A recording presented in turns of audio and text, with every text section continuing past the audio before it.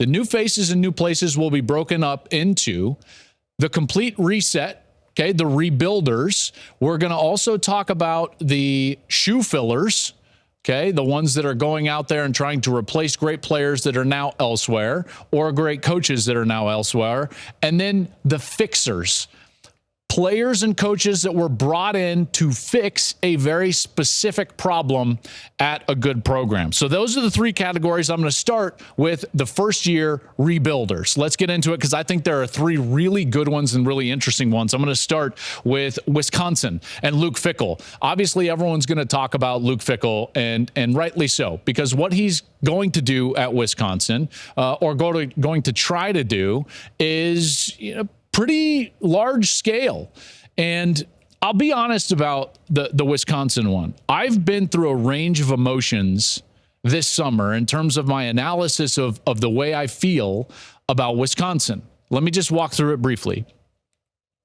First and foremost, as Luke Fickell hired Phil Longo, the offensive coordinator from North Carolina, and moving towards the air raid, as he declared that, okay, we're going to run the 3-3-5 stack defense, I started to get a little bit nervous for Wisconsin because the way that they played football for so long, dating back to Coach Alvarez, it had the same feel and philosophy and identity.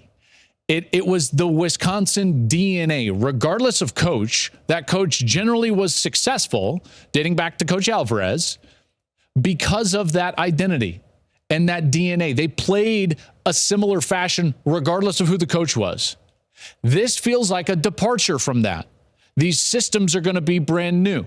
These systems are not in the same vein of the way that they have had success over the course of the past decade or two. And so I started thinking to myself, like, boy, be careful what you wish for if you're Wisconsin. Because we have seen now in the past teams with a very proud tradition, and not just a proud tradition, but a very specific identity, go outside of that identity and then lose their way, namely Nebraska, who, by the way, I'll get to in a moment. So that was my initial thought. And I talked to, my people here, and we talked about it. And listen, I still think like that's totally on, well, let's just say like that's possible. What I just said is possible. However, why is Luke Fickell there, and what do they have to rebuild from? Well, let's walk through it for a moment. Because since reaching the Rose Bowl in 2019, they've actually finished outside of the top 25 in each of the last 3 seasons. 3 straight seasons finishing outside of the top 50 in scoring offense. It wasn't working, okay? And even though they were competitive and tough, it wasn't working. They weren't playing to the same level that I was discussing what they had been built on. And you could also make an argument that they had hit a bit of a ceiling, because if you look at what they had done against the better teams in the Big Ten over the course of the last few seasons, what you see is a real plateau. It was something that was not getting better. They've lost 9 straight to Ohio State, including that 31-point beatdown last year. They've lost 5 straight to Penn State, 4 out of 5 by 1 score, but still 5 straight to Penn State. They've lost the last 4 Big Ten championship games that they've played in. It just wasn't getting better. You can make an argument that maybe they had taken a step back from what they had been and what they had been built to do. In their last 11 games against ranked opponents, Wisconsin is 2-9. Okay, so now it's a different picture, because it's not just an identity that had been successful. It's an identity and a DNA that had maybe taken a step back. Over the last 5 seasons, they've played a ranked Ohio State, Michigan, Penn State, or Notre Dame 9 times. They're 1-8 in those games, and they've allowed over 32 points per. And so now I'm sitting there and I'm like, okay, well, now I get it a little bit more. Why do you have to rebuild at Wisconsin? Because a rebuild is needed. You see, I was going to say, like, hey, if you looked at what they would have been if there would have been a 12-team playoff over the course of the last, let's say since 2014, Wisconsin would have been in the playoff multiple times. In fact, they're one of the few teams that could say, hey, we would have been in 3 different playoffs if there was a 12-team format since 2014, 16, 17, and 19. All right? Like, you could say, well, if it's going to a 12-team, couldn't you make the argument that you didn't need to change and clean house and totally rebrand and rebuild because you would have been sitting in the playoff once every 3 years? No, you can't say that because they had regressed by the numbers I just said. And you can't even say that they were going to start recruiting on a level that was going to lead to potential success at the top end of the Big Ten, in particular when the Big Ten is doing away with divisions. So they had beaten up on a really soft Big Ten West, gotten into championship games, gotten to that 10-win plateau, played in some Rose Bowls. You could say would have gone to some playoffs since 2014, 3 of them. But was that really reality moving forward? Probably not. Not without divisions and not with this clear regression of what they have shown over the course of the last few years against the top end teams in the Big Ten. So why is it so important? Well, Luke Fickell has got to change that. They've got to get better on defense and more athletic and faster on defense against the best teams, in particular in their own conference. They've got to have an offense that can finish into the top 50. That's why they have changed everything. That's why this is such an interesting rebuild for Luke Fickell and Wisconsin. They've got a new quarterback. They've got a new philosophy. They've got a new offensive coordinator. And here he is, a guy that we all believe in, Luke Fickell, trying to rebuild what we all think is a preeminent, power, if you will, in college football, but it hadn't been that over the last few years. He's trying to reestablish that moving forward. I really like that one. That's why I led with it, because Wisconsin had given me fits all summer when I've been trying to think about them and do I believe in Wisconsin? Do I not believe in Wisconsin? And so I wanted to give you that whole rundown on Wisconsin. Okay, next one up, and this one's obvious. Matt Rhule at Nebraska.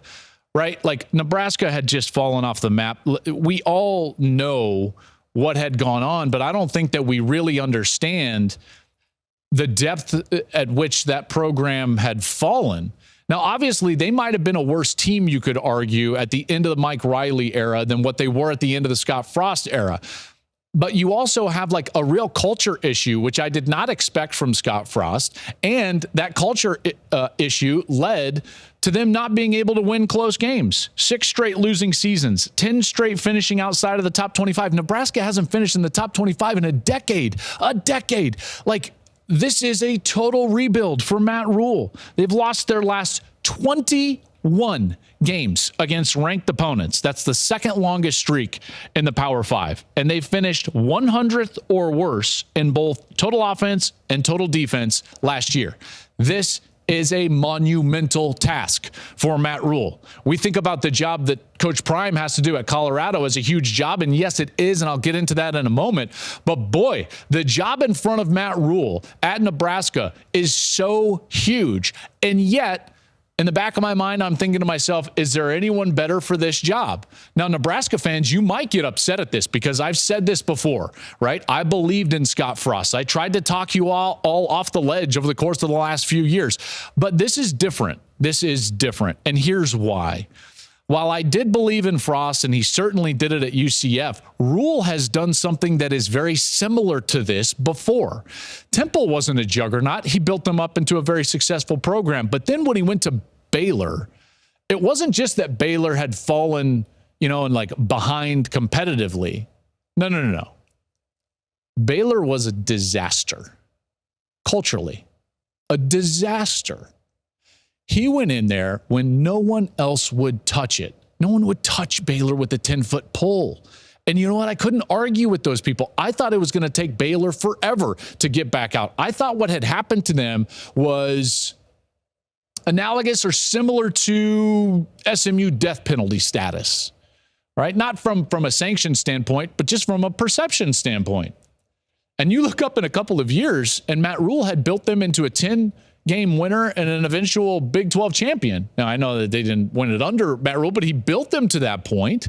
So, like, his DNA, his ability and his track record, more specifically, I think really fits what Nebraska is trying to do, which is a total rebound, a total revamp, and they're going to be trying to do that. And we've got both of their first two games, by the way. Thursday night opener, I believe it's August 31st, if I'm not mistaken. Gus and I will be in Minneapolis as Nebraska takes on Minnesota on that Thursday night. Can't wait for that ball game. Then they've got to travel to Colorado and rekindle that great rivalry from my childhood and all of our childhoods on the road against Coach Prime and Coach Prime's home debut in Boulder. We'll have that one on Big Noon Saturday. So Nebraska, I can't wait to see how this is going to go. New quarterback, a lot of new things, and Matt Rhule is a guy that I think that he's going to try to do this. I'm not going to say slow, but this is a little bit more of a tortoise compared to the hare at Colorado, right? Deion's trying to do it as fast as humanly possible, turn over the roster. Matt's not trying to do it that way. He's a bit more of the tortoise, and he's trying to get to the finish line that way. All right, last one as far as rebuilders, and I know I keep alluding to this, but it's Coach Prime at Colorado.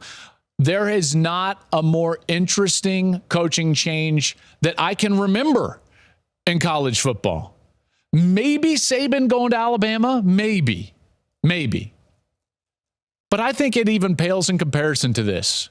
Coach Prime and what he's going to be trying to do at Colorado, first of all, is totally unprecedented. Colorado's level of ineptitude over the last few years is staggering when you actually look at the numbers. They were easily, and by the way, not by a close margin, the worst team in the Power 5 a year ago. Their average point margin in their games last year was a loss by, wait for it, 29. That's 4 touchdowns. That's staggering. To give you some sense of how big that margin is, they were 1-11. Northwestern, also 1-11. Northwestern lost their games by an average of 14. Colorado doubled them up. How can you be twice as bad as another team that was also 1-11? Colorado did that last year. Enter Deion Sanders. From his own mouth in Big Noon Conversations, he said he loves it at Colorado and he is a need-to-be-needed type of guy. There's not a program that needed Deion Sanders more than the University of Colorado. Obviously near and dear to my heart. I played there. It gets worse, by the way. 10 of their 11 losses were by at least 23 points. Think about that. You're 1-11 and 10 of the 11 losses were by 23 points. You might be asking yourself, how the hell did they win a game? I agree. What was Cal doing? Did they sleepwalk that day? I don't know what was going on. They were terrible on both sides of the ball, bottom 5 in offense and defense. And so here Deion comes in. Okay, you talk about a rebuild. We've never seen anything like this. Anything like this. In modern college football, this is absolutely within the rules, but we've still never seen anything like this. They are going to have 68 new players. That's wild. 68. Obviously, they cleaned house before spring. They cleaned house after spring. They drew the ire of a lot of people throughout college football. I've never seen a 1-11 team that everybody wants to comment on. By the way, when have you ever seen in your life, we're all college football fans, we've been following it for a long time. How many times have you seen coaches from across the country, not just within their conference, but outside of their conference, all have an opinion about a 1-11 team and what they're doing in the offseason? Never. Never. The answer to that is never. That's why Coach Prime and his rebuild at Colorado is unequivocally the most interesting thing in college football, and particularly early in the season. And you know what? I think it might work. Their talent level is drastically increased. We could do just a new faces in new places just from Colorado. Obviously, his son, Shedeur Sanders, at quarterback. Travis Hunter, possibly playing or probably will play both ways as one of the best players in the country. Cormani McClain, one of the top defensive backs, 5-star, signs at the University of Colorado. All of those transfers. You take a look at what they were able to do in terms of increasing their talent level. This is going to be a drastically better team. Drastically better team. Some people have said to me like, oh, what do you really expect them to do? Well, that's interesting because as I said to him right to his face, if they were to get a +4 or 5 or 6 in the win column and get to 5, 6, or 7 wins, that would be monumental because, +5, +6 in the win column just doesn't happen in our sport. Now, he wants more than that, and kudos to him. I don't know. I'm a little bit more of a realist. I see their schedule. If they get to 4, I think it's a huge success. If they get to 5, it's a huge success. If they get to 6 wins and go to a bowl game, it is like Coach of the Year status for Coach Prime. Okay? I will say this. I think they will be able to compete at a very high level early in the year before depth is an issue. That TCU game and that Nebraska game, I think Colorado wins one of those games. I've said that to guys, all the kickoff guys. We're on text chain, together. And Brady and Matt are always like, oh, Klatt, you won't say that publicly. Checks his phone, just did. I think Colorado wins one of the first 2 games. I think that they are good enough in the skill positions that before depth is an issue, they're doing a lot of things right. Okay. This is going to work. It's just a matter of how long it takes. It's so fascinating. I can't wait to watch this. All of us. Big Noon Kickoff is going to be with them the opening 2 weeks against TCU and against Nebraska. We'll be there.